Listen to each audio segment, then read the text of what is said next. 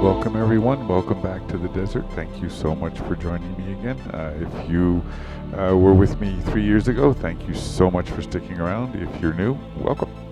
As you can see, I'm working on the Millennium Falcon, and right now I'm just doing a test. It's been a while since I've narrated a video, so I'm just going through also just to get comfortable again and to do just a quick check of all the electronics and everything I've built thus far.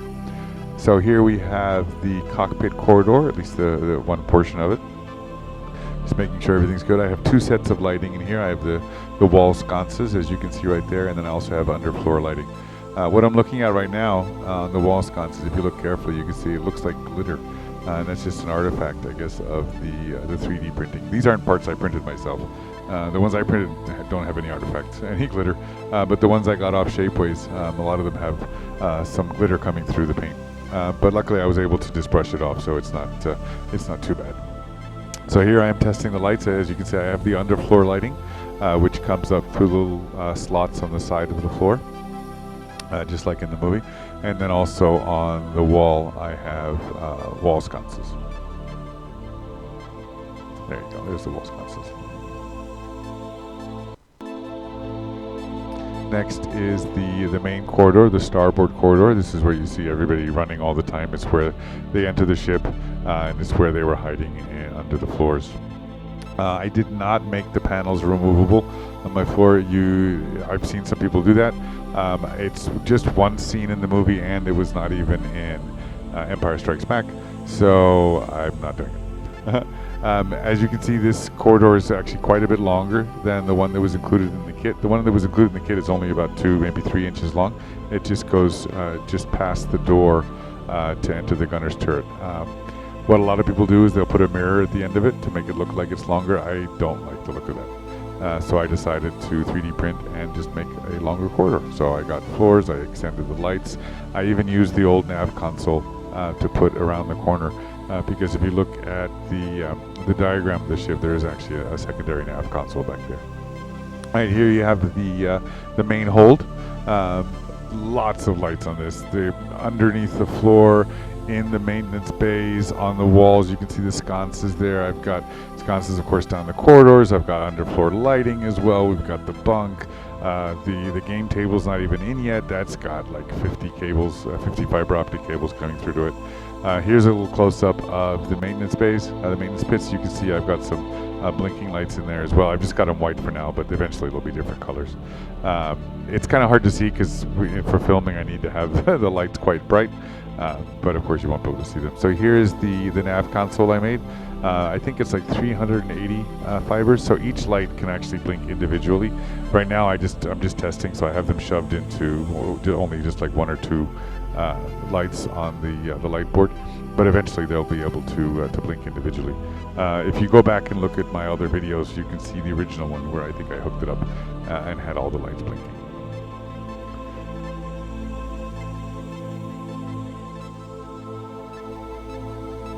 There you go, here's a good view. This would be a man's eye view, or a woman's eye view, a person's eye view, as if you were walking through the ship.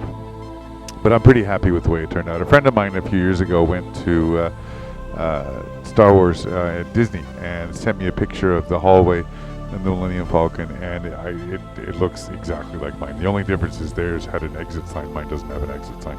So I thought, actually, as a joke, making a tiny exit sign just for fun.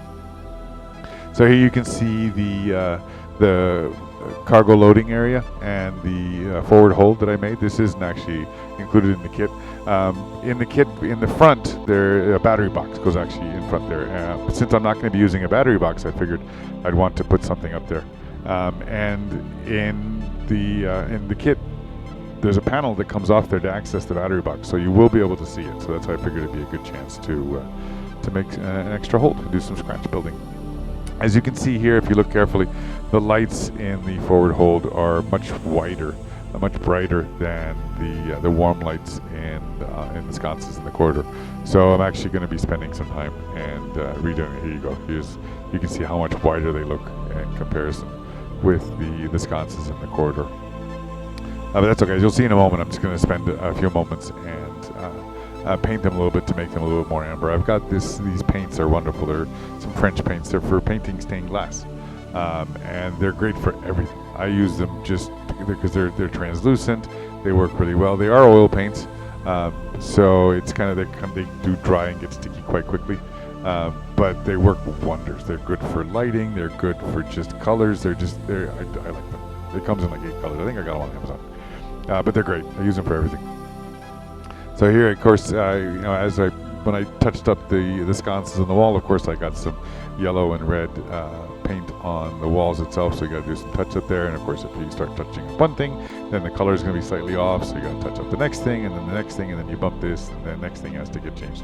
So I ended up spending a bit of time repainting most of that part right there. But it's okay. I'm happy with it. It looks good right now. And again, you're not going to be able to see much of it at all. And half the floor I'm going to have covered up with barrels and cargo and things like that. All right, here is something new. This is my idea for mounting the Millennium Falcon. This is the mounting plate that comes with the kit. It's actually supposed to be mounted on the outside underneath. I don't like that idea because then it covers over the bottom gunner's port. So I'm going to mount it on the inside and then have a metal rod go out the port side airlock, which I believe is how they did the miniatures in the movie as well. And then I can just have it mounted to a very heavy-duty monitor stand. I got a monitor stand that can support 50 pounds, so I think that should be enough, for the weight of the Millennium Falcon plus all the electronics and everything else I'm putting inside it. So that should be enough, and that way I could pose it. I can have it sitting on the ground. I can lift it up. You can look underneath. I think that would be just a neat way to display it. And eventually what I would like to do is build a diorama of the Hoth base, at least a portion of it, so that you can have the Falcon sitting in the Hoth base and then even kind of taking off and flying out. So here you can see the battery box hole in the front and the portion of the front hole that's going to be visible. I'm pretty happy. I was nervous when I was thinking about mounting this on the inside. I was going to have to cut away a lot of that plate to make room for the lower gunner's turret and the other parts that need to go on the inside.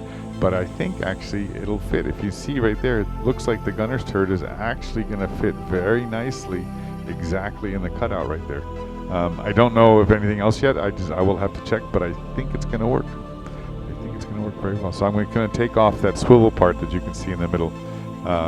And I think I can just mount a block, like an aluminum block, in between the two prongs of the backing plate, and then just have the rod screw into that. So it'll be nice and secure, and that way I can unscrew it and mount it, or just leave it on there, and it can fly.